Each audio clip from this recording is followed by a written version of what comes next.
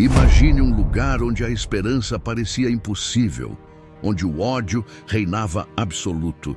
Agora, imagine um homem que, mesmo em meio a esse horror, escolheu o amor.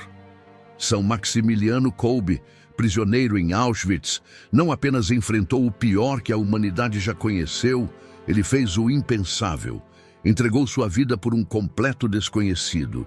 Mas há um detalhe surpreendente que poucos sabem sobre esse ato de coragem. Uma decisão que ele tomou antes de entrar no campo de concentração mudou completamente o rumo de sua vida. E dessa história que vamos contar. E eu garanto, ao final deste vídeo, você não apenas conhecerá esse segredo, mas também verá como a fé pode transformar até os lugares mais sombrios em luz. Vamos começar.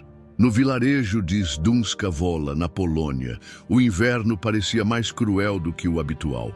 As casas humildes, de madeira desgastada, cercavam uma pequena igreja que pulsava como o coração da comunidade católica local.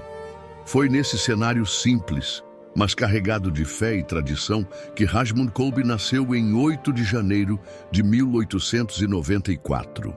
Desde cedo, a família Kolbe enfrentou as dificuldades de uma vida marcada pela pobreza, mas sustentada por uma fé inabalável que parecia ecoar nas paredes de sua modesta casa. Rajmund era um menino curioso, com olhos profundos que refletiam a vivacidade de uma alma inquieta. Era comum vê-lo sentado ao lado de sua mãe, Maria Dabrowska, enquanto ela trabalhava com as mãos calejadas, costurando roupas para ajudar a sustentar a família. Ele fazia perguntas incessantes sobre o mundo, sobre Deus e sobre os mistérios da vida. Para uma mulher tão piedosa quanto Maria, as dúvidas do filho eram tanto motivo de orgulho quanto de preocupação. Rajmund, não basta entender as coisas com a cabeça. O coração é onde Deus fala mais alto, dizia ela enquanto afagava os cabelos do menino. Mas a inquietação de Rajmund se tornaria mais intensa em um dia que mudaria sua vida para sempre. Ele tinha cerca de 10 anos quando um incidente aparentemente trivial revelou a profundidade de sua alma e a singularidade de seu chamado. Ele era um menino travesso e, como toda criança, às vezes se envolvia em pequenas confusões. Em uma dessas ocasiões, depois de ter desobedecido aos pais, Rajmund foi repreendido severamente por sua mãe. Aquilo o atingiu como uma flecha no coração.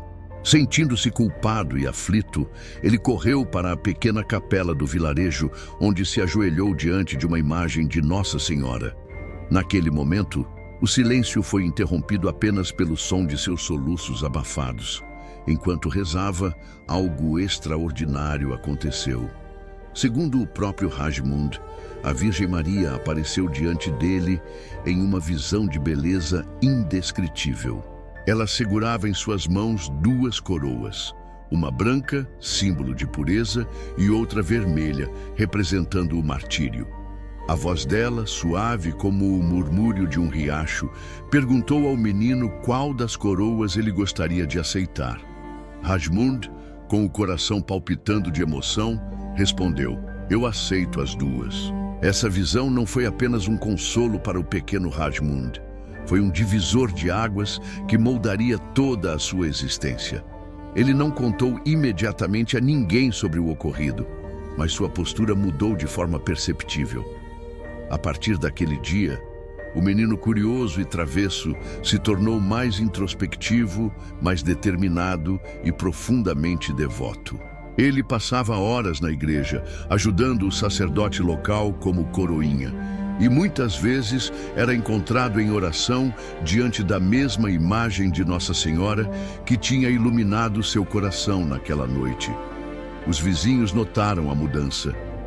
"É como se o menino tivesse visto o próprio céu", murmuravam as mulheres idosas, enquanto o viam caminhar pela vila com um rosário em mãos. Mas a transformação de Rajmund não era apenas externa. A situação em casa, entretanto, não era fácil. Seu pai, Julius Kolbe, era um homem trabalhador, mas de temperamento forte. Apesar de sua dedicação à família, ele lutava contra as limitações impostas pela pobreza. Muitas vezes, a tensão pairava no ar como uma tempestade prestes a desabar. Rajmund observava seus pais com olhos atentos, absorvendo tanto suas virtudes quanto suas fraquezas. Em seu interior, uma chama ardia com intensidade crescente. Ele sentia que sua vida não pertencia apenas a ele, mas a algo maior, a um propósito que ainda não compreendia totalmente, mas que aceitava com uma fé cega e apaixonada. Foi nesse ambiente de luta diária, mas também de fé perseverante, que ele começou a perceber que o amor verdadeiro exige sacrifício. Quando a família se mudou para Pabianice, uma cidade maior, as dificuldades continuaram, mas Rajmund encontrou na nova paróquia um refúgio para sua alma inquieta. Foi ali que ele começou a sentir o desejo de se consagrar inteiramente a Deus. Aos 13 anos, já demonstrava sinais claros de vocação religiosa. Certo dia, após a missa, ele confidenciou ao pároco local: "Quero dar minha vida a Deus, custe o que custar." O sacerdote, impressionado com a determinação do menino, lhe disse: "Se essa é a sua vocação, Deus abrirá o caminho." A jornada espiritual de Rajmund Kolbe começou de maneira modesta, mas intensa. Ele se entregava de corpo e alma a tudo o que fazia, seja ajudando nas tarefas da igreja, seja estudando com afinco para se preparar para o seminário. Sua mãe, ao perceber a seriedade de sua decisão, sentiu uma mistura de orgulho e tristeza. Ela sabia que o chamado de Deus o levaria para longe de casa, mas também entendia que esse era o destino que Rajmund havia aceitado com as 2 coroas que lhe foram oferecidas. Quando finalmente partiu para o seminário franciscano, Rajmund deixou para trás sua infância simples, mas levou consigo as lições de fé, sacrifício e amor que aprendeu em sua família e em sua pequena comunidade. Ele não sabia ainda os desafios que o aguardavam, mas tinha certeza de que não estava sozinho. A visão de Nossa Senhora continuava viva em seu coração, como uma bússola que o guiaria em cada decisão e em cada sacrifício. Rajmund Kolbe estava prestes a completar 13 anos quando a decisão mais importante de sua jovem vida começou a se formar em seu coração.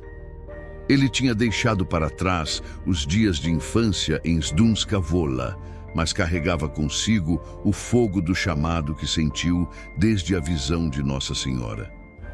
Em Pabianice, onde sua família havia se estabelecido, Rajmund encontrou um novo ambiente de desafios, mas também um terreno fértil para sua fé florescer. As manhãs começavam cedo, com o canto melancólico dos sinos chamando para a missa. Rajmund caminhava apressado pelas ruas de paralelepípedos, sentindo o frio cortar sua pele fina. Apesar da dureza do inverno polonês, o calor que irradiava de seu coração parecia tornar cada passo mais leve.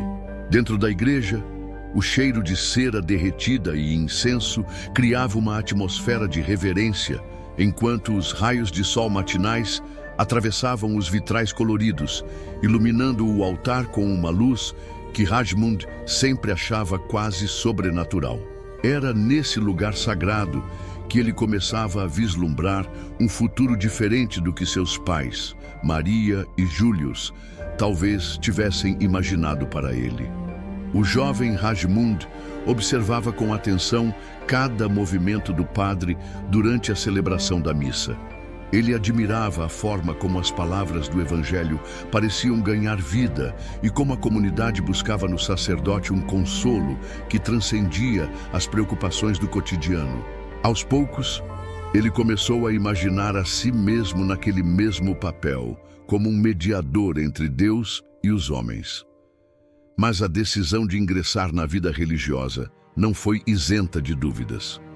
Rajmund sabia que sua família dependia dele e de seus irmãos para ajudar nos afazeres e sustentar a casa.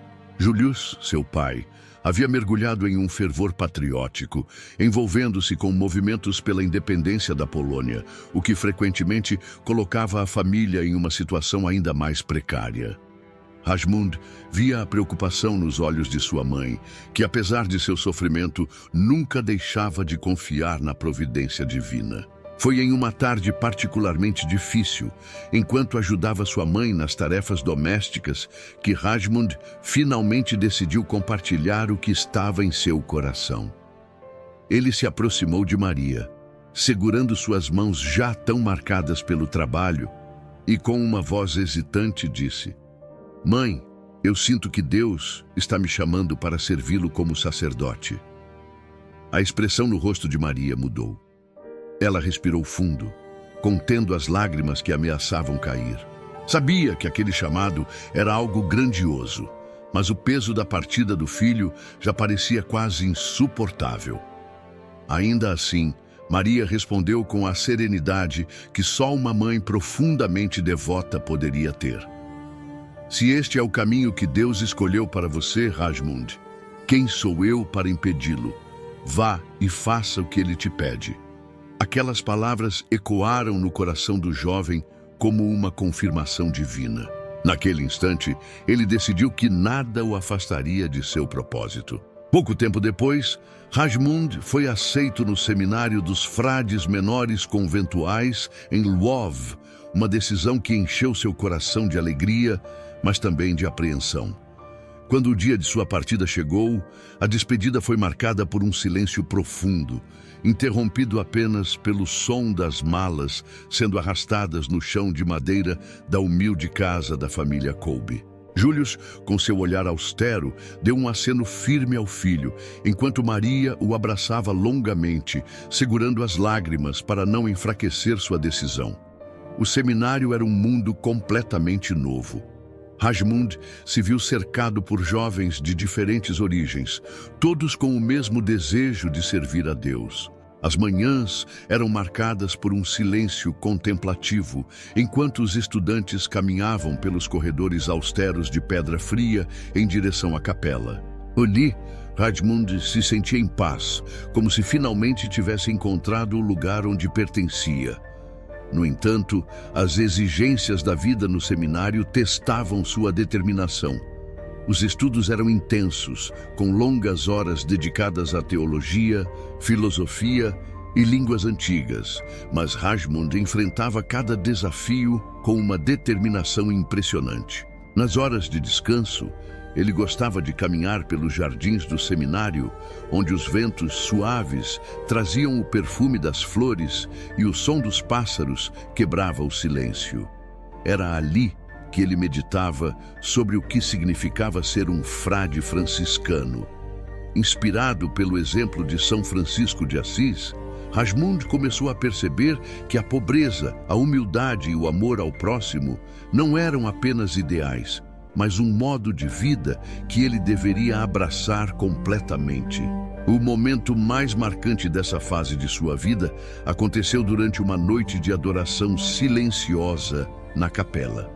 A luz trêmula das velas iluminava o altar, onde o Santíssimo Sacramento estava exposto.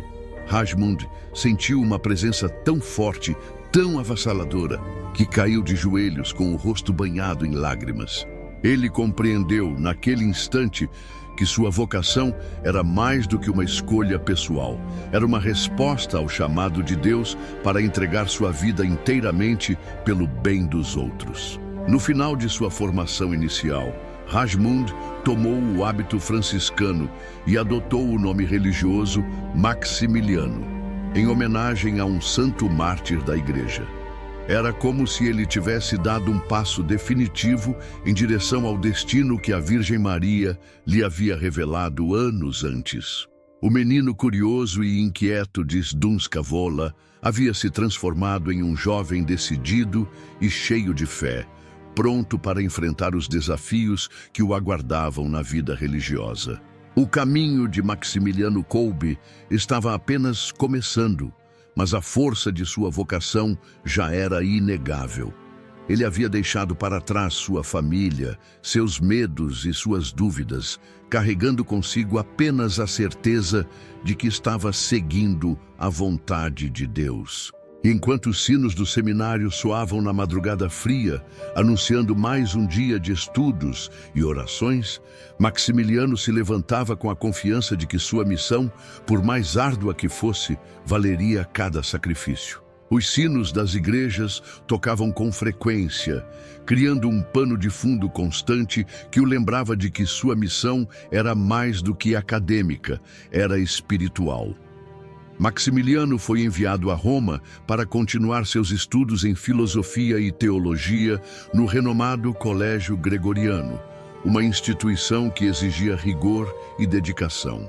O jovem Maximiliano Kolbe, agora já um frade com o nome que homenageava um mártir da igreja, partiu para Roma em 1912. Sua chegada à Cidade Eterna foi um momento de assombro e inspiração.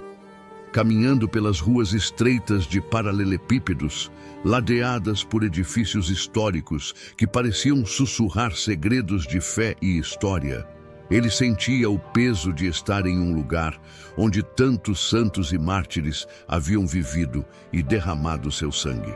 A rotina era exaustiva, começando com longas horas de oração antes do nascer do sol, seguidas por aulas intensas que exigiam concentração e disciplina. As vozes dos professores ecoavam nas salas de pedra, e Maximiliano, com uma postura sempre atenta, anotava cada palavra com precisão. Ele era um estudante exemplar, conhecido por sua inteligência e pela profundidade de suas perguntas. Mas havia algo mais nele que chamava a atenção.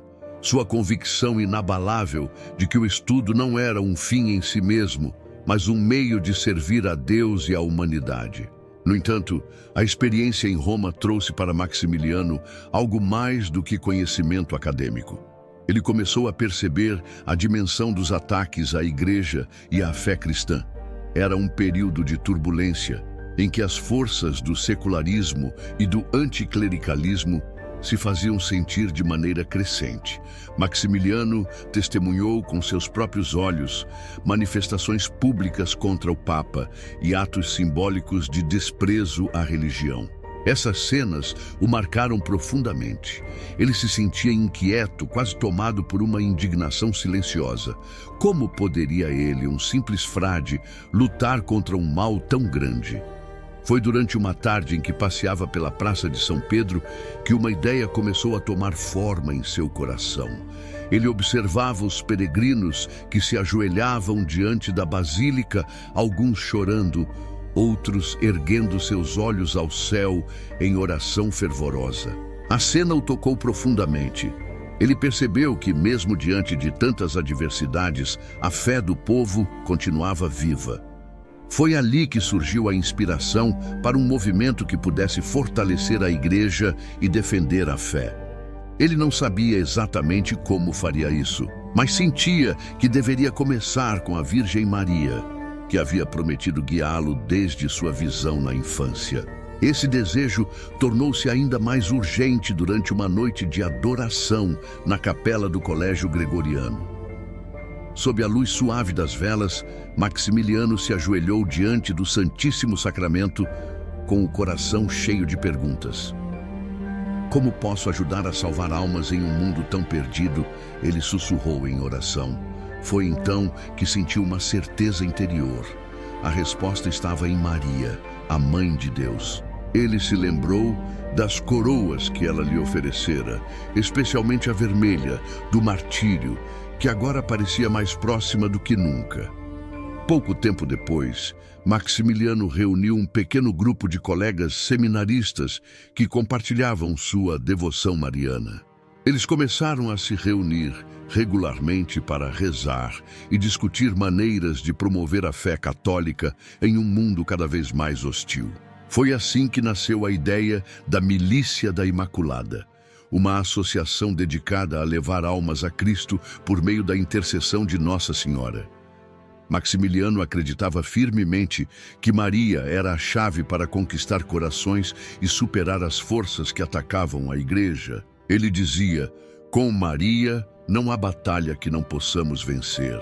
A fundação da Milícia da Imaculada foi um momento de profunda alegria, mas também de grandes desafios. Maximiliano precisava de aprovação para sua iniciativa, e isso significava enfrentar a burocracia e a cautela natural da igreja. Muitos consideravam sua ideia ousada demais, especialmente para alguém tão jovem. Mas sua paixão e clareza ao explicar a missão da associação conquistaram até os mais céticos.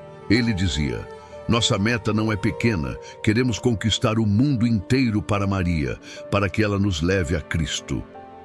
Enquanto trabalhava incansavelmente na organização da Milícia da Imaculada, Maximiliano continuava seus estudos com excelência. Ele recebeu 2 doutorados, um em filosofia e outro em teologia. Cada diploma era uma conquista, mas ele os via apenas como ferramentas para servir melhor sua missão. Maximiliano não buscava reconhecimento pessoal. Tudo o que fazia era para a glória de Deus e para o bem das almas. No entanto, sua saúde começou a dar sinais de fraqueza. Maximiliano sofria de tuberculose, uma doença que na época era quase uma sentença de morte. Ele frequentemente tinha febres altas e episódios de tosse intensa que o deixavam exausto. Seus colegas muitas vezes o aconselhavam a descansar, mas Maximiliano respondia com um sorriso sereno. O que são algumas dores físicas comparadas à alegria de servir a Deus? Mesmo nos dias mais difíceis, ele continuava sua missão, confiando plenamente na proteção de Maria. Quando finalmente concluiu seus estudos em Roma e retornou à Polônia em 1919, Maximiliano não era mais apenas um jovem frade. Ele era um homem transformado, com uma visão clara de sua missão e uma determinação inabalável de cumprir o que Maria lhe havia confiado. Sua experiência em Roma, tanto os triunfos quanto as dificuldades, haviam moldado seu caráter e fortalecido sua fé. O retorno à sua terra natal foi recebido com grande expectativa. Maximiliano trazia consigo o sonho de expandir a Milícia da Imaculada e de usar todos os meios possíveis para evangelizar, especialmente a imprensa, que ele acreditava ser uma poderosa ferramenta para alcançar as almas.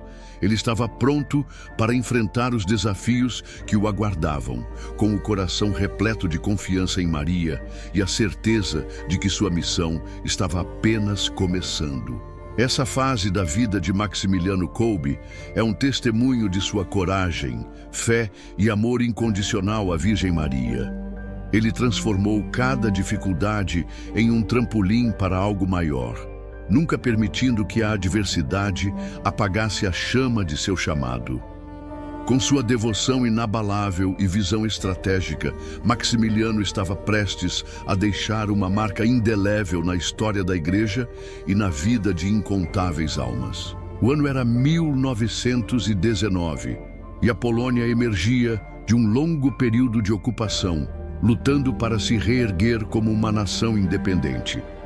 Foi nesse contexto de esperança e reconstrução que Maximiliano Kolbe retornou de Roma, trazendo consigo não apenas o conhecimento adquirido em seus estudos, mas também o ardente desejo de fazer a diferença no mundo. Ele não era mais o jovem seminarista cheio de dúvidas.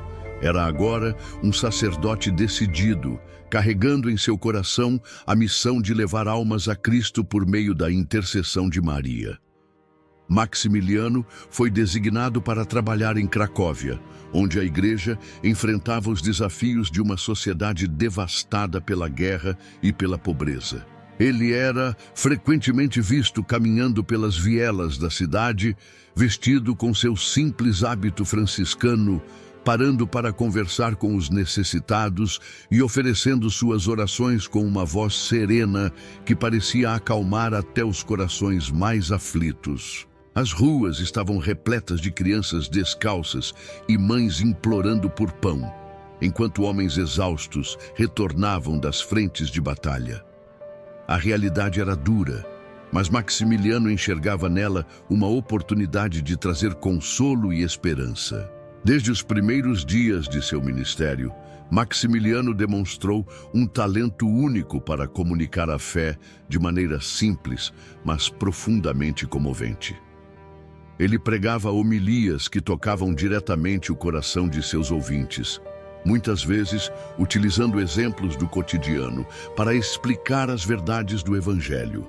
Suas palavras, carregadas de sinceridade e compaixão, atraíam multidões, e não era incomum ver fiéis derramando lágrimas durante suas missas.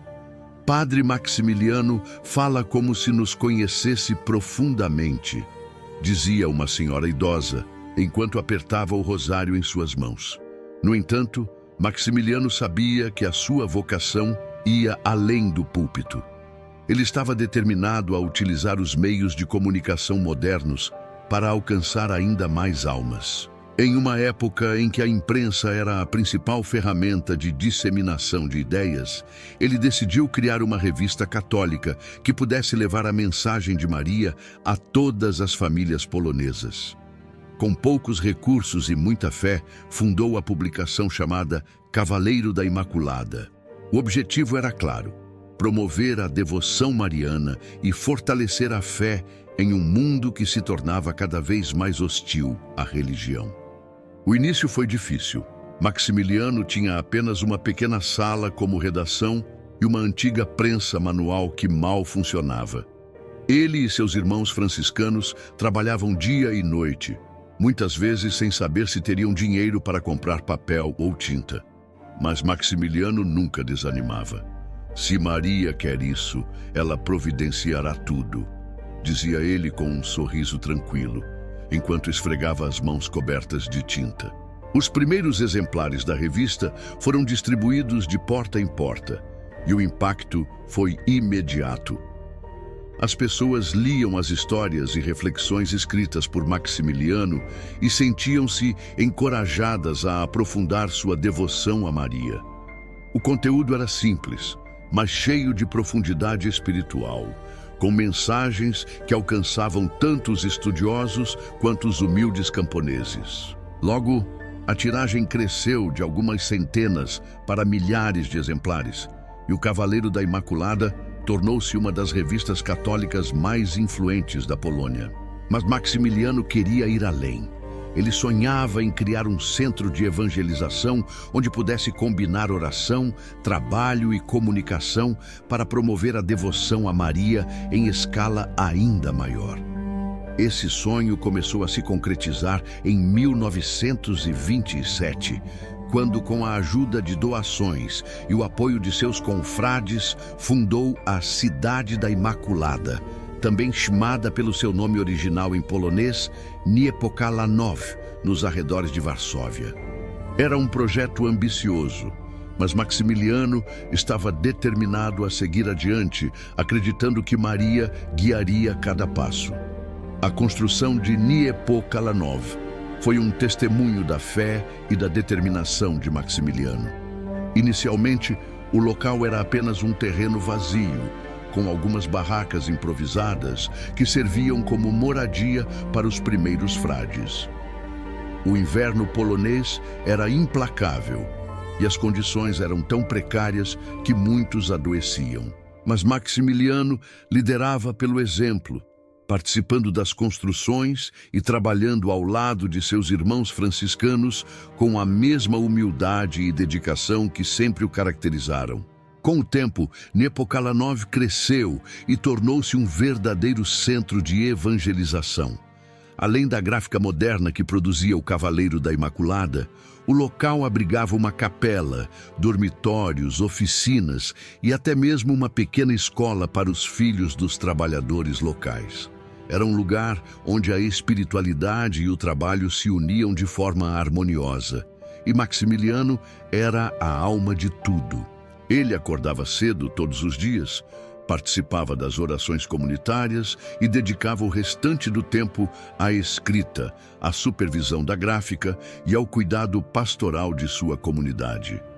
O impacto da Cidade da Imaculada foi tão grande que ela começou a atrair atenção internacional. Maximiliano recebeu cartas de leitores de diferentes partes do mundo, agradecendo por suas palavras inspiradoras e pedindo conselhos espirituais. Mas para ele, a maior alegria era ver as almas se aproximando de Maria e, por meio dela, de Cristo. Cada alma que alcançamos é uma vitória para Nossa Senhora, costumava dizer. Durante esses anos, Maximiliano também enfrentou momentos de grande tensão. As dificuldades financeiras eram constantes e ele frequentemente se via obrigado a confiar totalmente na providência divina. Em uma ocasião, quando os fundos estavam quase esgotados e não havia dinheiro suficiente para imprimir a próxima edição da revista, Maximiliano reuniu os frades e pediu que rezassem o rosário. Na manhã seguinte, uma doação inesperada chegou, permitindo que o trabalho continuasse. Para Maximiliano, esses momentos não eram coincidências, mas sinais claros de que Maria estava ao seu lado. A fase de sua vida como sacerdote missionário foi marcada por desafios, sacrifícios e realizações extraordinárias. Maximiliano Kolbe demonstrou que a fé, quando combinada com trabalho árduo e devoção sincera, pode transformar até mesmo os sonhos mais impossíveis em realidade. Ele não apenas pregava sobre a confiança em Maria, mas vivia essa confiança todos os dias, inspirando aqueles ao seu redor a fazer o mesmo. Essa etapa de sua jornada é um testemunho de como Maximiliano Kolbe transformou seu amor por Maria em uma força que tocou a vida de milhares de pessoas, lançando as bases para um legado que continuaria a crescer mesmo após sua morte. Ele não buscava glória pessoal. Tudo o que fazia era para levar mais almas ao coração de Cristo por meio da intercessão de sua mãe. E com cada passo que dava, Maximiliano seguia em direção ao destino que desde a infância sabia que o aguardava. Era uma manhã de primavera em 1930, quando Maximiliano Kolbe recebeu uma notícia que mudaria os rumos de sua missão. O convite vinha de seus superiores franciscanos, levar a mensagem de Maria ao Japão, um país distante, culturalmente diverso e com uma presença católica extremamente pequena. Maximiliano sabia que seria uma tarefa difícil, mas seu coração se encheu de entusiasmo. Ele passava horas no convés, olhando o horizonte infinito, enquanto segurava o rosário em mãos. Em sua mente, visualizava a missão que o aguardava. Um país onde apenas uma pequena parcela da população era cristã e onde as tradições locais podiam dificultar a evangelização. Mas, ao mesmo tempo, ele sentia que Maria havia aberto essa porta para ele e seus irmãos, e isso era tudo de que precisava para seguir em frente. "Se Maria quer, nós conseguiremos", disse ele aos irmãos em Niepokalanów, enquanto os preparativos começavam. Sua fé inabalável tornava o impossível apenas um desafio temporário. A viagem ao Japão foi longa e extenuante. A bordo de um navio, Maximiliano enfrentou dias de mar revolto, noites de frio cortante e uma solidão que era preenchida apenas pela oração. Ao chegar a Nagasaki, Maximiliano foi imediatamente confrontado com a realidade de sua nova missão. As ruas eram movimentadas, repletas de pedestres apressados, vendedores anunciando suas mercadorias e o som dos sinos de templos budistas ressoando ao longe. O cheiro de incenso misturava-se ao aroma de chá verde recém-preparado, criando um ambiente tão exótico quanto desafiador. Maximiliano, no entanto, não se intimidou. Ele via em cada rosto que cruzava um potencial filho de Maria, alguém que poderia ser alcançado pelo amor de Cristo. As primeiras semanas foram marcadas por dificuldades. Maximiliano e seus irmãos enfrentavam barreiras linguísticas, culturais e financeiras. Eles não tinham um local fixo para morar e muitas vezes dormiam em acomodações improvisadas, enfrentando o frio e a umidade das noites japonesas. Mas Maximiliano, com sua habitual serenidade, incentivava seus companheiros a perseverar. Ele aprendeu rapidamente o básico da língua japonesa, usando livros e conversas com os moradores locais para entender melhor a cultura que o cercava. Sua humildade e disposição para aprender conquistaram o respeito de muitas pessoas, incluindo não cristãos, que se impressionavam com sua dedicação. O grande projeto de Maximiliano no Japão foi a fundação de uma nova edição do Cavaleiro da Imaculada, agora em japonês.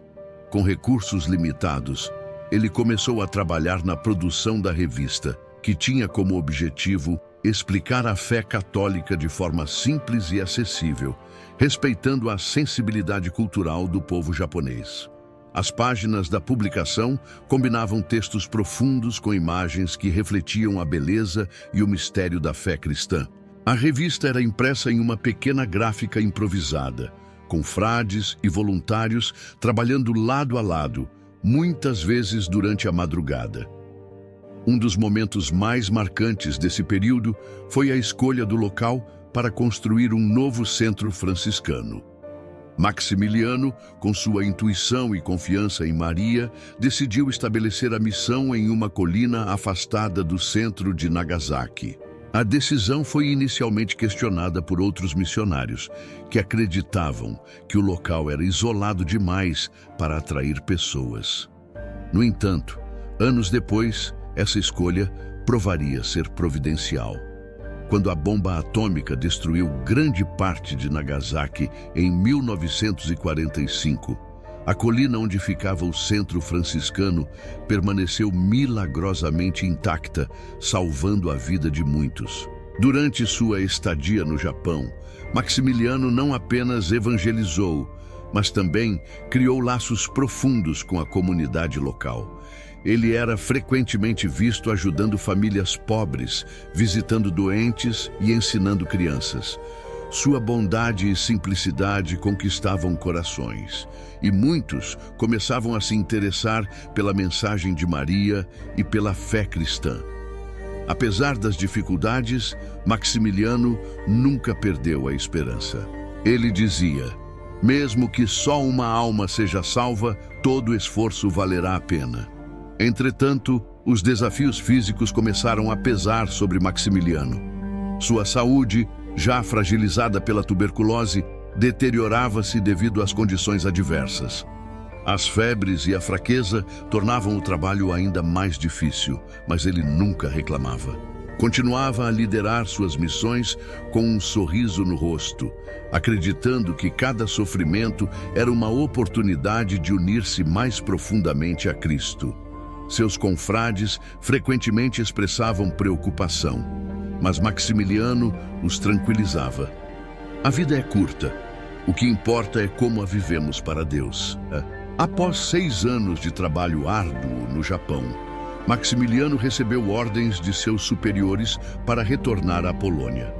Ele obedeceu com a mesma humildade que sempre demonstrou, deixando para trás uma missão estabelecida e florescente.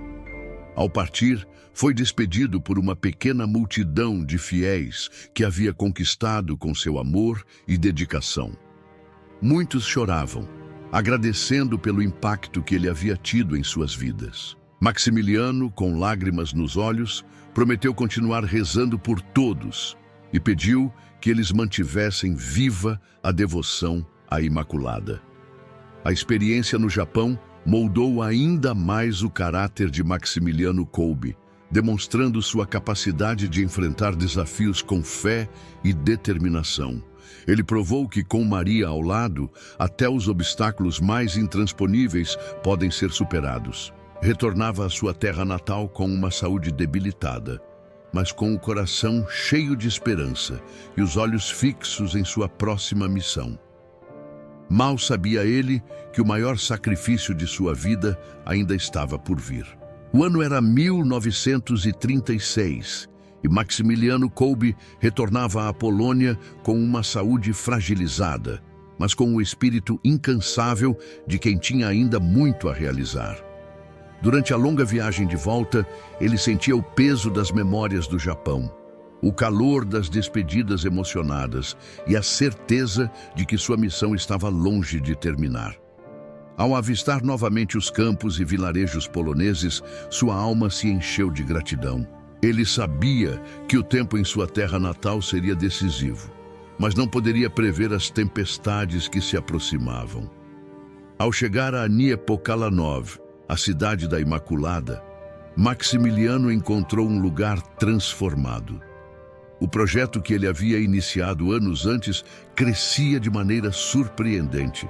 A gráfica agora produzia milhões de exemplares do Cavaleiro da Imaculada, alcançando famílias por toda a Polônia. O número de frades também aumentava, e o espírito de união era palpável. No entanto, o cenário fora da comunidade religiosa era cada vez mais sombrio. A Polônia vivia em tensão constante com a Alemanha nazista, cuja ascensão ameaçava não apenas a soberania do país, mas também a liberdade religiosa. Maximiliano logo percebeu que a paz que Niepokalanów oferecia era um contraste gritante com a realidade que se desenrolava ao redor. A propaganda nazista infiltrava-se nos jornais e nas conversas do povo, espalhando ideais contrários aos valores cristãos. Maximiliano, com sua visão estratégica e fé inabalável, decidiu que era hora de usar os recursos da gráfica para combater essa influência. Ele começou a publicar artigos que defendiam a dignidade humana e condenavam as ideologias de ódio, sempre com um tom firme, mas compassivo. As noites em Niepokalanów eram marcadas por longas reuniões com os frades. À luz de velas, eles discutiam os desafios de evangelizar em tempos tão turbulentos. Maximiliano muitas vezes dizia: "Não podemos nos calar. A verdade deve ser proclamada, mesmo que isso nos custe tudo." Essas palavras, ditas com convicção, inspiravam os jovens frades, que viam em Maximiliano um líder cuja coragem vinha diretamente de sua confiança em Maria. Entretanto, o esforço de Maximiliano para resistir às forças do mal tinha um preço. Em diversas ocasiões, ele recebeu ameaças anônimas, alertando-o para cessar suas publicações. Amigos e colaboradores temiam por sua segurança, mas ele permanecia sereno. "Se devo sofrer por defender a verdade, que assim seja", respondia com uma calma que desarmava até os mais ansiosos. Em 1939, as tensões chegaram ao ápice. As orações diárias na capela agora incluíam pedidos incessantes pela paz e pela proteção dos mais vulneráveis. A invasão da Polônia pela Alemanha nazista marcou o início de um período de sofrimento indescritível. Maximiliano sabia que sua missão em Niepokalanów seria mais necessária do que nunca. Quando as primeiras tropas começaram a ocupar cidades vizinhas, ele transformou a cidade da Imaculada em um refúgio para aqueles que fugiam da violência. O local abrigava judeus, perseguidos políticos e famílias que haviam perdido tudo. A comunidade crescia a cada dia e os recursos começavam a se esgotar. Maximiliano, no entanto, nunca perdeu a fé. Ele caminhava pelos corredores improvisados dos alojamentos, oferecendo palavras de conforto e esperança. Mesmo em meio ao caos, sua presença transmitia uma paz que parecia sobrenatural. As crianças, muitas delas órfãs, corriam até ele, segurando suas vestes e pedindo bênçãos. Ele as acolhia com um sorriso terno, enquanto murmurava orações de proteção. A pressão sobre Niepokalanów aumentava à medida que os nazistas consolidavam seu controle sobre a Polônia. Em uma manhã fria, quando o som das botas dos soldados ecoava ao longe, Maximiliano reuniu os frades e os refugiados para uma oração especial. O silêncio da capela era quebrado apenas pelos suspiros e soluços daqueles que temiam o pior. Maximiliano ergueu a voz, serena, mas firme. "Maria está conosco. Não importa o que aconteça, permaneçamos fiéis." Pouco tempo depois, em setembro de 1939, os nazistas finalmente chegaram a Niepokalanów. Maximiliano foi preso junto com outros frades, acusado de usar sua gráfica para disseminar propaganda contrária ao regime. Ele foi levado sob escolta armada, mas mesmo em meio à humilhação pública, manteve a cabeça erguida. Os frades que ficaram para trás o observaram partir com lágrimas nos olhos, mas Maximiliano, com um último olhar, parecia transmitir uma mensagem de coragem. Continuem, ele havia dito antes de ser levado. Maria nos guiará. Maximiliano foi mantido em uma prisão temporária, onde as condições eram desumanas. Ele compartilhava uma cela apertada com dezenas de outros presos, vivendo em meio ao frio, à fome e à sujeira. Ainda assim, ele encontrava maneiras de confortar aqueles ao seu redor. Rezava com os prisioneiros, dividia seu pedaço de pão e oferecia palavras de encorajamento. Sua força interior impressionava até mesmo os guardas, que frequentemente o observavam em silêncio. Ele sabia que cada dia era uma dádiva e usava cada momento para fortalecer a fé daqueles ao seu redor. O período entre 1936 e 1939 revelou a extraordinária coragem e resiliência de Maximiliano Kolbe.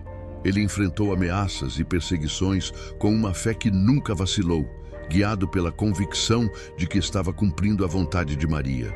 Após algumas semanas, Maximiliano foi liberado inesperadamente, junto com outros religiosos. Ele retornou a Niepokalanów, que agora estava sob vigilância constante. O lugar havia sido saqueado, mas os frades que permaneceram continuaram a cuidar dos refugiados. Maximiliano, apesar de debilitado, reassumiu suas funções com a mesma dedicação de antes. Sua determinação em proteger os vulneráveis e proclamar a verdade, mesmo em tempos tão sombrios, foi um testemunho vivo de seu amor incondicional a Deus e ao próximo.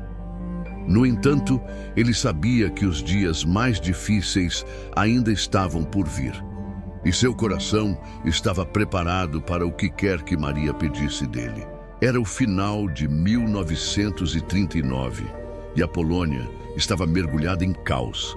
As tropas nazistas ocupavam cada vez mais território, espalhando medo e desespero por onde passavam. Em Niepokalanów, a cidade da Imaculada, Maximiliano Kolbe e os frades enfrentavam o avanço do regime com uma fé inabalável. Apesar das crescentes ameaças, o convento continuava sendo um refúgio para judeus, perseguidos políticos e todos aqueles que buscavam abrigo. Mas o perigo não tardaria a alcançar as portas desse oásis de paz. Em uma manhã gélida de fevereiro de 1940, os sons pesados de caminhões militares ecoaram pelo terreno do convento. Maximiliano, que estava rezando com alguns frades na capela, interrompeu a oração e levantou-se calmamente. Ele sabia o que estava por vir. Os passos firmes das botas dos soldados nazistas eram acompanhados por ordens bruscas em alemão, enquanto os refugiados e religiosos observavam com temor. O líder do grupo, um oficial com expressão fria, ordenou que todos se reunissem no pátio central. Maximiliano se adiantou com um olhar sereno, sem demonstrar medo. Ele se apresentou como responsável pela comunidade, falando em tom firme, mas respeitoso. Os soldados reviraram os alojamentos, confiscando materiais de impressão e documentos. Qualquer resistência poderia ser fatal, mas Maximiliano manteve a calma, oferecendo-se para negociar e tentando proteger aqueles que dependiam de sua liderança. No entanto, sua atitude de coragem e dignidade chamou a atenção dos nazistas, e ele foi preso junto com vários outros frades. Levado para uma prisão em Pawiak, Maximiliano foi colocado em uma cela fria e escura, onde o cheiro de umidade misturava-se ao som distante de gemidos e gritos dos outros prisioneiros. A prisão era um lugar de sofrimento extremo, onde a brutalidade era rotina. Maximiliano, entretanto, continuava a irradiar paz. Mesmo com os pulsos marcados pelas algemas apertadas e o estômago vazio pela escassez de comida, ele buscava maneiras de consolar seus companheiros de cela. "Rezem comigo, Maria está conosco", dizia ele, enquanto estendia o rosário improvisado, feito com um barbante que encontrou no chão. Os guardas nazistas observaram sua atitude com desdém. Certa vez, durante um interrogatório, um oficial, irritado com sua serenidade, gritou: "Você não tem medo de morrer?" Maximiliano, com o olhar fixo no algoz, respondeu com tranquilidade: "A morte não é o fim, mas o início da vida verdadeira." Sua resposta provocou risadas cínicas, mas deixou o oficial visivelmente desconcertado. A fé inabalável de Maximiliano era uma resistência silenciosa ao regime que buscava destruir tudo o que ele representava. Os dias na prisão transformaram-se em semanas, e Maximiliano foi transferido para outro local de detenção. Durante esse período, ele testemunhou o sofrimento de centenas de prisioneiros, muitos deles espancados até a morte ou levados para execuções sumárias. Ele se aproximava dos mais desesperados, oferecendo palavras de esperança e dividindo seu escasso pedaço de pão. "O amor é mais forte que o ódio", dizia ele, enquanto seus companheiros o observavam com admiração. Maximiliano parecia estar em um estado de graça, encontrando forças em sua devoção à Virgem Maria. Em maio de 1941, Maximiliano foi levado para um destino ainda mais sombrio: o campo de concentração de Auschwitz. A viagem até lá foi uma experiência desumana. Amontoado em um vagão de carga com dezenas de outros prisioneiros, ele suportou dias de calor sufocante e sede intensa. O cheiro de suor e desespero impregnava o ar, enquanto o trem avançava lentamente rumo ao desconhecido. Maximiliano, mesmo em meio à agonia, liderava orações, incentivando os prisioneiros a não perderem a esperança. Quando o trem finalmente chegou a Auschwitz, a visão que se desenrolou diante de seus olhos era de puro horror. Chaminés altas vomitavam fumaça no céu cinzento, enquanto prisioneiros, vestidos em uniformes listrados, com semblantes apáticos, realizavam trabalhos forçados sob o olhar vigilante de soldados armados. Maximiliano foi empurrado para fora do vagão junto com os outros prisioneiros. O barulho dos cães latindo, as ordens gritadas em alemão e o som das botas marchando compunham um cenário de terror absoluto. Ao entrar no campo, Maximiliano foi registrado como prisioneiro número 1670 e enviado para uma barraca superlotada. O trabalho forçado, a fome constante e os maus tratos eram uma rotina infernal. Ainda assim, Maximiliano não deixava de exercer sua missão de amor. Ele ajudava os mais fracos a carregar pedras, compartilhava suas poucas migalhas de pão e rezava incessantemente. Seu exemplo de compaixão era um farol em meio à escuridão que dominava Auschwitz. Os guardas do campo, no entanto, viam em Maximiliano algo que os incomodava profundamente. Sua serenidade e bondade eram uma afronta à brutalidade que eles buscavam impor. Em várias ocasiões, ele foi espancado por se oferecer para ajudar outros prisioneiros ou por simplesmente rezar. Mas mesmo nos momentos de dor mais intensa, ele nunca deixou de agradecer a Deus. "Cada sofrimento é uma oportunidade de me unir a Cristo", sussurrava ele enquanto o sangue escorria de suas feridas. A presença de Maximiliano em Auschwitz tornou-se um símbolo de resistência espiritual. Ele não empunhava armas, nem organizava revoltas, mas sua fé e sua disposição para sacrificar-se pelo próximo eram uma declaração silenciosa de que o amor pode triunfar até mesmo nos lugares mais sombrios. Para muitos, ele era mais do que um prisioneiro. Era um pastor em meio ao rebanho ferido, guiando-os com sua luz inextinguível. Os dias em Auschwitz eram uma sucessão de horrores, mas Maximiliano Kolbe enfrentava cada um deles com uma fé que parecia inabalável. O que ele ainda não sabia era que seu maior ato de amor estava se aproximando. Um momento que definiria não apenas sua vida, mas também seu legado eterno. Em um lugar onde o ódio parecia ter vencido, Maximiliano seria a prova viva de que o amor é mais forte do que qualquer força que busque destruí-lo. O campo de concentração de Auschwitz era um lugar onde a humanidade parecia ter sido abandonada. No verão de 1941, as condições eram ainda mais brutais. O calor sufocante fazia o ar vibrar, misturado ao cheiro pungente de fumaça das chaminés e ao som incessante dos gritos de prisioneiros e ordens dos soldados. Era nesse ambiente de desespero absoluto que Maximiliano Kolbe vivia sua missão de amor. Ele já estava em Auschwitz há meses, suportando trabalhos forçados extenuantes e castigos corporais constantes. Cada dia começava com o som dos apitos antes do amanhecer, quando os prisioneiros eram arrastados para longas filas. Suas roupas listradas mal protegiam do frio da manhã ou do sol escaldante da tarde, e suas botas gastas deixavam os pés feridos. Maximiliano, mesmo enfraquecido, estava sempre atento aos outros. Ele oferecia apoio aos mais frágeis, encorajava os desesperados e, discretamente, rezava o rosário enquanto carregava pedras que pareciam pesar tanto quanto o sofrimento ao seu redor. O bloco onde Maximiliano estava alojado era uma estrutura abafada e lotada, com prisioneiros amontoados como se fossem objetos descartáveis.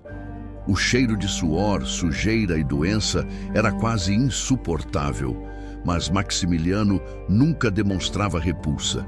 Ele buscava, dentro daquela realidade desumana, criar momentos de humanidade. À noite, enquanto o silêncio caía sobre o campo, ele falava sobre Maria e a esperança que ela oferecia. Muitos que já não acreditavam em nada encontravam consolo em suas palavras. Outros simplesmente choravam ao ouvir sua voz calma em meio ao caos. A prova mais difícil de Maximiliano começou em uma tarde de julho de 1941. Um prisioneiro havia escapado do campo, e as consequências para os que ficaram seriam severas. Todos os prisioneiros do bloco foram alinhados no pátio sob o sol ardente, enquanto um oficial nazista gritava ordens. Era uma punição exemplar. Para cada prisioneiro que tentasse escapar, 10 outros seriam escolhidos para morrer no bunker da fome, uma das formas mais cruéis de execução. Os soldados começaram a andar pela fila, apontando para os condenados. O medo no rosto de cada prisioneiro era palpável. Os corações batiam acelerados e muitos tentavam conter as lágrimas. Quando o 10º homem foi escolhido, ele caiu de joelhos, implorando pela vida. "Minha esposa, meus filhos, eu nunca mais os verei", gritou entre soluços. O silêncio que se seguiu foi interrompido por passos firmes. Maximiliano Kolbe saiu da fila. "Eu quero morrer no lugar dele", disse Maximiliano, olhando diretamente nos olhos do oficial nazista.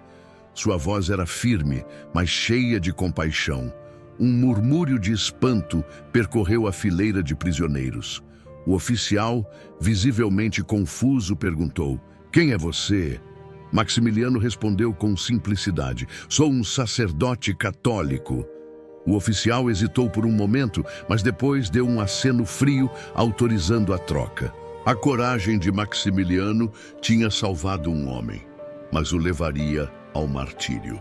Maximiliano e os outros 9 condenados foram levados ao bunker da fome, um espaço escuro e sufocante, sem ventilação ou luz natural.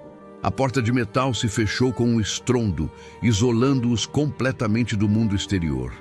O silêncio era interrompido apenas pelos gemidos dos prisioneiros e pelo som de suas respirações ofegantes. A fome começou a corroer suas forças, mas Maximiliano, com sua serenidade inabalável, tornou-se uma fonte de consolo. Ele liderava orações e cantava hinos, transformando aquele lugar de sofrimento em um espaço de resistência espiritual. À medida que os dias passavam, os guardas que observavam o bunker ficaram impressionados com o comportamento de Maximiliano. Enquanto os outros prisioneiros sucumbiam ao desespero, ele mantinha a calma e a dignidade. Nunca vimos alguém como ele, murmuravam entre si. Maximiliano rezava por seus companheiros, segurava as mãos dos mais fracos e os ajudava a enfrentar seus últimos momentos com paz. Um a um, os prisioneiros começaram a falecer. O silêncio dentro do bunker tornava-se cada vez mais profundo, interrompido apenas pela voz de Maximiliano, que continuava a rezar. Depois de 2 semanas, ele era o único sobrevivente. Mesmo à beira da morte, sua fé permanecia inabalável. Os guardas, impacientes com sua resistência, decidiram acelerar sua execução. Em 14 de agosto de 1941, Maximiliano recebeu uma injeção letal de ácido carbólico. Seus últimos momentos foram marcados pela oração. Ele ergueu os olhos e murmurou: Maria, estou nas tuas mãos. A morte de Maximiliano Kolbe foi um ato supremo de amor e sacrifício. Ele não apenas deu sua vida por outro homem. Ele mostrou que, mesmo nas trevas mais profundas, o amor pode triunfar sobre o ódio. No bunker da fome de Auschwitz, onde tantos perderam a humanidade, Maximiliano tornou-se uma luz brilhante, um testemunho vivo do poder transformador da fé. Sua história não terminou com sua morte. Pelo contrário, ela continua a inspirar milhões de pessoas em todo o mundo, provando que a santidade é alcançada através do amor total e da entrega incondicional. Auschwitz era um lugar onde o horror ultrapassava o imaginável. Contudo, foi nesse inferno terreno que a fé, o amor e a coragem de Maximiliano Kolbe se manifestaram de forma sublime, culminando em um dos atos mais extraordinários de altruísmo que o mundo já conheceu. Para entender a profundidade de sua entrega, é necessário mergulhar nos últimos momentos de sua vida e no impacto que eles tiveram nas pessoas ao seu redor. Na manhã de 15 de julho de 1941, o campo de concentração despertou sob o som cortante de apitos e gritos dos soldados. Os prisioneiros do Bloco 14, onde Maximiliano estava, formaram fileiras rapidamente, com os corpos magros e as faces marcadas pelo sofrimento diário. O murmúrio de vozes abafadas foi interrompido quando um oficial nazista subiu em uma plataforma improvisada, seu olhar frio percorrendo a multidão. Um prisioneiro havia escapado durante a noite e todos sabiam o que isso significava: retaliação. O comandante anunciou que 10 homens seriam selecionados para morrer no bunker da fome, como punição exemplar. O pavor tomou conta dos prisioneiros. O som dos passos dos soldados, que caminhavam entre as fileiras escolhendo aleatoriamente suas vítimas, fazia com que cada respiração fosse suspensa. Quando o último nome foi anunciado, um grito de desespero cortou o silêncio. Minha esposa, meus filhos, nunca mais os verei, clamou Franciszek Gajowniczek, caindo de joelhos. Foi nesse instante que Maximiliano Kolbe, o sacerdote franzino e sereno, deu um passo à frente. A cena parecia congelada no tempo. A multidão de prisioneiros, atônita, observava enquanto ele se aproximava calmamente do oficial. Seu semblante não mostrava traço algum de medo, mas sim uma firmeza e uma compaixão que desafiavam a lógica daquele lugar. Eu quero morrer no lugar dele, declarou Maximiliano, com uma voz tão clara que até os soldados nazistas ficaram momentaneamente desconcertados. O comandante, acostumado à submissão e ao medo, demorou a reagir. Ele perguntou com um misto de irritação e curiosidade: quem é você? Maximiliano respondeu com simplicidade: sou um sacerdote católico. Estou velho e não tenho família. Deixe-me tomar o lugar desse homem. Por um breve momento, o silêncio tomou conta do pátio, enquanto todos aguardavam a resposta. Finalmente, o comandante acenou com desdém, permitindo a troca. Franciszek, o homem salvo por Maximiliano caiu em lágrimas. Sua gratidão era visível, mas misturada à culpa e ao horror de ver outro homem ir para a morte em seu lugar. Maximiliano tocou seu ombro, murmurando palavras de consolo que, embora inaudíveis para os demais, pareciam trazer algum alívio ao condenado. Em seguida, ele caminhou com os outros 9 prisioneiros até o bunker da fome, com a cabeça erguida e uma postura que desafiava a barbárie ao seu redor. O bunker era uma cela subterrânea, sem janelas, onde a escuridão era quase total. Ao entrar, Maximiliano olhou ao redor e viu rostos cheios de medo e desespero. Os gritos e soluços começaram a ecoar imediatamente, mas ele não se deixou abalar. Com voz calma, iniciou uma oração, convidando os outros a rezarem com ele. Lentamente, a atmosfera de pânico começou a se transformar. Maximiliano transformou aquele lugar de horror em um santuário improvisado. Os dias se passaram e as condições no bunker eram insuportáveis. Sem comida ou água, os prisioneiros começaram a sucumbir à fome e à sede.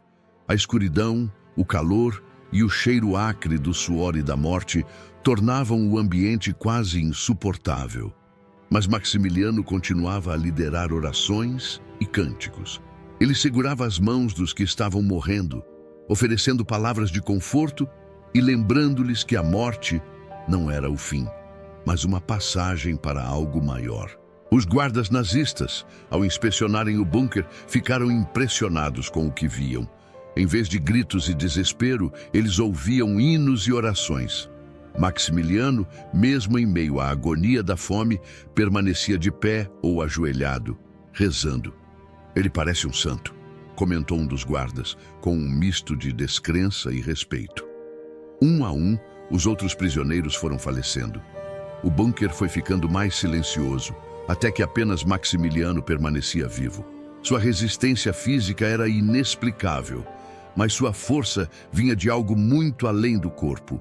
Ele continuava a rezar, mesmo quando sua voz enfraquecida mal podia ser ouvida. Os guardas, já impacientes, decidiram acabar com sua vida.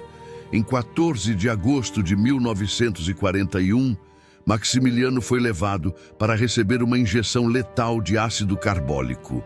Seus últimos momentos foram um testemunho de sua santidade. Enquanto o oficial preparava a injeção, Maximiliano ergueu os olhos e pronunciou suas últimas palavras: "Maria, eu confio em ti." A serenidade em seu rosto permaneceu até o fim, deixando uma marca indelével nos que estavam presentes. O corpo de Maximiliano foi cremado no dia seguinte e suas cinzas foram dispersas anonimamente, como as de tantos outros prisioneiros. Mas seu sacrifício não foi esquecido. A coragem e o amor de Maximiliano Kolbe ecoaram para além dos muros de Auschwitz, inspirando todos que ouviram sua história. Ele provou que mesmo nos lugares mais sombrios, a luz da fé e do amor pode prevalecer. Quando Maximiliano Kolbe fechou os olhos pela última vez naquele bunker de Auschwitz, em 14 de agosto de 1941, ele não podia imaginar que seu ato de amor e sacrifício ecoaria por gerações. O campo de concentração continuou a ser um lugar de horror indescritível, mas a história de um homem que voluntariamente deu sua vida por outro começou a se espalhar, primeiro entre os prisioneiros e depois para além dos muros. Era como se uma pequena chama de esperança tivesse sido acesa em meio às trevas mais profundas. Franciszek Gajowniczek, o homem que Maximiliano salvou, foi libertado anos depois, em meio ao caos do fim da Segunda Guerra Mundial. Ao retornar à sua família, que milagrosamente sobreviveu, ele carregava não apenas a gratidão pelo dom de sua vida, mas também a responsabilidade de contar ao mundo sobre o homem que havia se sacrificado por ele. Franciszek se tornou um dos principais testemunhos vivos do heroísmo de Maximiliano. Sempre que falava sobre aquele momento, sua voz tremia de emoção e seus olhos se enchiam de lágrimas. Ele não me salvou apenas fisicamente, ele salvou minha alma, dizia. Enquanto isso, a memória de Maximiliano começava a crescer dentro da igreja e entre aqueles que haviam conhecido seu trabalho. Os sobreviventes de Niepokalanów, a cidade da Imaculada que ele havia fundado, retomaram suas atividades, reconstruindo o centro de evangelização com o mesmo espírito que Maximiliano havia inspirado. A gráfica, que durante a guerra havia sido destruída, voltou a operar, e o Cavaleiro da Imaculada continuou a ser publicado, agora como um testemunho da vida e do martírio de seu fundador. As páginas da revista, que antes levavam mensagens de esperança e fé, agora também narravam a vida de um homem que havia vivido essas virtudes até o fim. A Igreja Católica iniciou o processo de beatificação de Maximiliano Kolbe em 1964, movida pelo clamor de fiéis de todo o mundo. Durante os anos que se seguiram, histórias de milagres atribuídos à sua intercessão começaram a surgir, trazendo consolo e renovação de fé para inúmeras pessoas. As sessões de investigação e depoimentos revelaram não apenas o sacrifício final de Maximiliano, mas também sua vida inteira de dedicação, humildade e amor incondicional. Em 10 de outubro de 1982, o Papa João Paulo II canonizou Maximiliano Kolbe como santo em uma celebração monumental na Praça de São Pedro. Era uma manhã de outono em Roma, e o céu azul parecia ser um sinal de bênção divina. Milhares de pessoas lotaram a praça, muitas delas polonesas, que viam em Maximiliano um herói nacional e espiritual. Entre os presentes estava Franciszek Gajowniczek, agora idoso, mas com o mesmo olhar de gratidão que carregava desde aquele dia em Auschwitz. Ele chorou ao ouvir as palavras do Papa, que descreveu Maximiliano como um mártir do amor.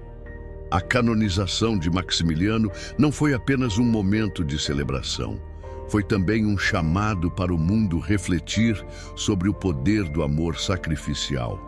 Sua vida e morte mostraram que, mesmo diante do ódio mais intenso, é possível escolher o amor, a compaixão e a fé. A frase que ele proferiu ao se oferecer para morrer no lugar de outro, "Eu quero morrer no lugar dele", tornou-se um símbolo universal de coragem e altruísmo. Hoje, o legado de Maximiliano Kolbe continua a inspirar milhões. Niepokalanów é um importante centro de peregrinação, onde fiéis de todo o mundo vão para rezar e aprender sobre sua vida. O bunker, onde ele passou seus últimos dias em Auschwitz, foi transformado em um memorial silencioso, um espaço onde o sofrimento e a santidade se encontram. Muitos que visitam o local descrevem uma sensação de paz inexplicável, como se a presença de Maximiliano ainda estivesse lá, oferecendo consolo aos que buscam forças para enfrentar suas próprias cruzes. Maximiliano é frequentemente lembrado como o Santo da Imaculada, por sua devoção profunda a Maria, mas também como o Santo do Amor, por seu sacrifício final. Sua história é um lembrete de que o amor verdadeiro não conhece limites, de que a fé pode transformar até mesmo os lugares mais sombrios, e de que cada escolha de bondade e sacrifício deixa uma marca eterna no mundo. A vida de Maximiliano Kolbe não foi apenas um testemunho de fé, mas também uma chamada para que todos nós vivamos com mais coragem, amor e confiança. E enquanto seu nome é invocado em igrejas, lares e corações ao redor do mundo, sua mensagem permanece viva. O amor é mais forte do que o ódio, e a luz pode prevalecer mesmo nas trevas mais profundas.